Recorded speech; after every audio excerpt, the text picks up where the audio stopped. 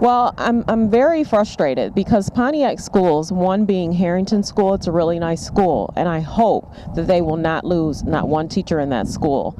If anyone looks at their test scores, they have really, really good test scores, and the principal, she stands behind the reading, the writing, and the math, and they really, really work with our students. So I really hope that most of our schools, not just Harrington, there's several schools that are good, and I hope some of these teachers won't lose their jobs. Last summer we had a real nasty summer, because these kids don't have anything to do. When you say nasty, what do you mean? I mean, because kids, they don't have anything to do, and kids be in trouble, if they don't have no community centers and stuff like that.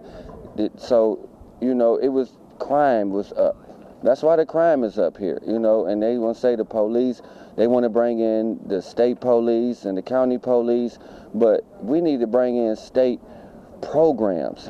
County programs. Yeah, I read a statistic that 48% of the children in Pontiac are living in poverty.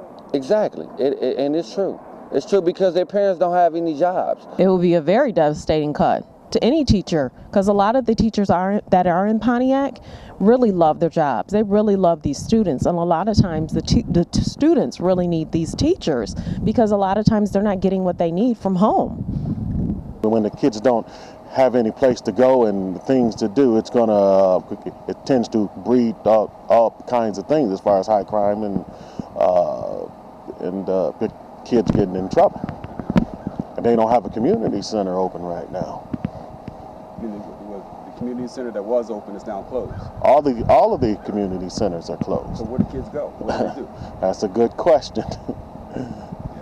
A lot of community centers have closed, so a lot of our children don't have places to go after school. A lot of the after-school programs have stopped and ended because there's no funding. So I've been in Pontiac for the last six years, and I see a big change. There's a lot of people walking the streets.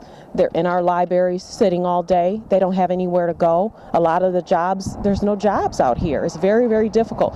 I just recently graduated as a paralegal with a 3.3 grade point average, and I'm having a hard time finding a job. I was mentioning to the gentleman, I am working on some children's books to help hopefully some of the children in Pontiac because it has been a struggle.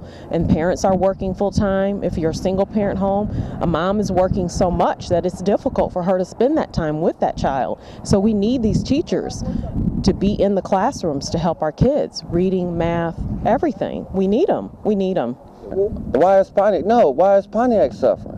Why Bloomfield Hills not suffering? Why Auburn Hill? We all in Oakland County. So why the teachers in Pontiac have to take the fall?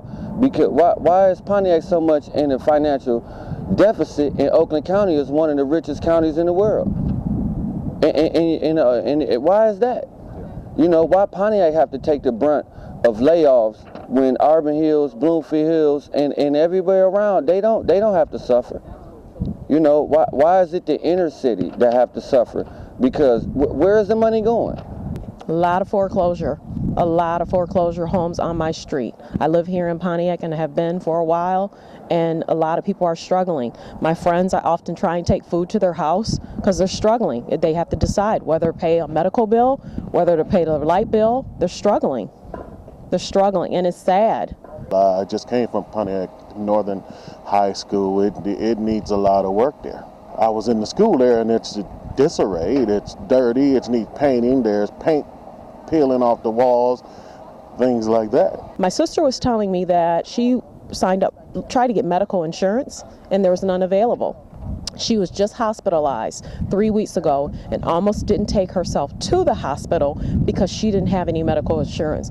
Her blood pressure was very, very high. She could have easily had a stroke. Luckily, she did go to the hospital. We are going to be able to get her some medical assistance, but her fear was she wasn't going to go because she didn't have any. Recently laid off? Recently, yep, laid off. She doesn't have a job. She's also looking. She's done. So she doesn't have any health care? No, they're looking at getting her some. And just last week she wasn't feeling good then, so she was scared to go back because she said, Carol, if I get this bill in the mail, what am I going to do? It's hitting us all, and I don't know not one friend that's not struggling. A lot of my friends are struggling.